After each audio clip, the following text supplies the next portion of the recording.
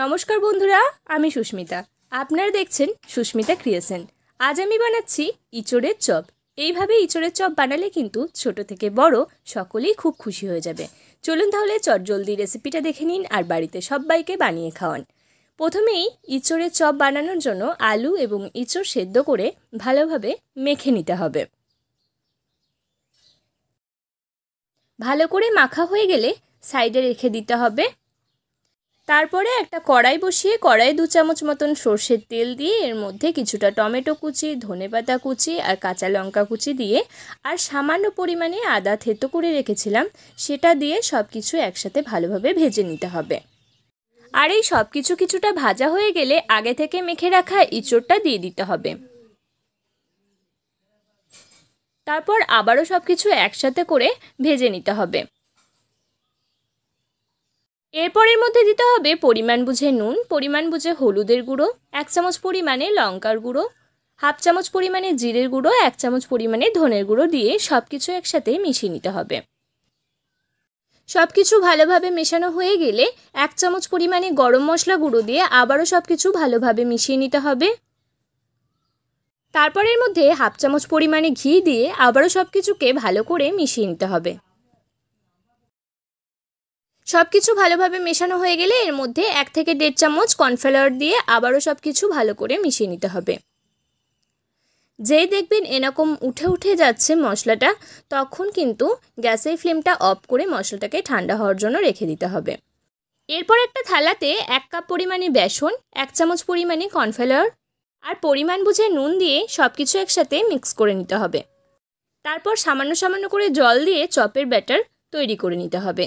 ব্যাটারটা তৈরি করে নেওয়া হয়ে গেলে 1 চিমটে পরিমাণে কালো জিরে আর 1 চামচ পরিমাণে লঙ্কার গুঁড়ো আর 1/2 চামচ পরিমাণে হলুদের গুঁড়ো দিয়ে সব কিছু আবারও ভালো করে মিক্স করে নিয়ে ব্যাটারটা রেখে দিতে হবে। এরপর মশলাটা ঠান্ডা হয়ে গেলে একবার হাতে করে মাখিয়ে নিতে হবে। তারপর গোল আকার করে নিতে হবে।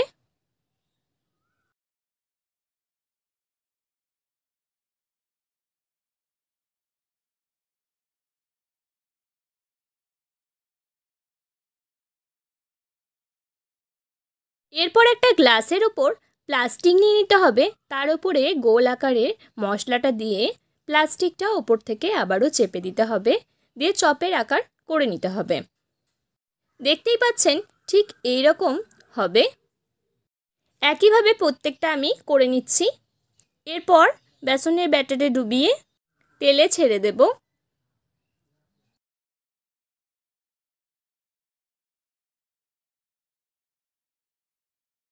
এইভাবে আমি প্রত্যেকটা কিন্তু তৈরি করে নেব।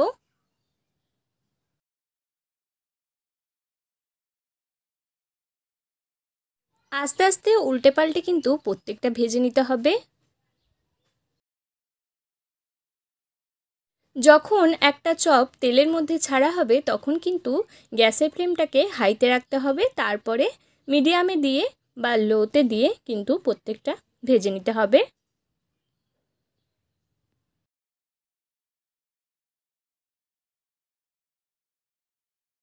আমার একবার ভাজা হয়ে গেছে, আমি প্রত্যেকটা কিন্তু তুলে নিচ্ছি। প্রত্যেকটা আমার তোলা হয়ে গেছে। এবার ওই তেলের মধ্যেই আরও কটা দিয়ে দিচ্ছি।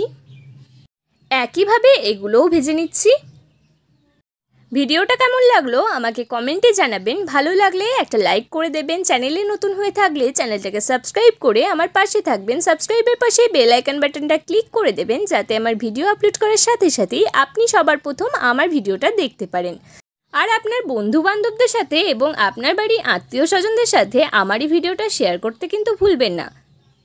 একবার হলেও এইভাবে নিরামিষ ইঁচড়ের চপ বানিয়ে দেখতে পারেন। আশা করছি আপনার এবং আপনার পরিবারের ছোট বড় সদস্যদের ভালো লাগবে। নমস্কার, ভালো থাকবেন, সুস্থ থাকবেন এবং সবসময় আমার সঙ্গে থাকবেন।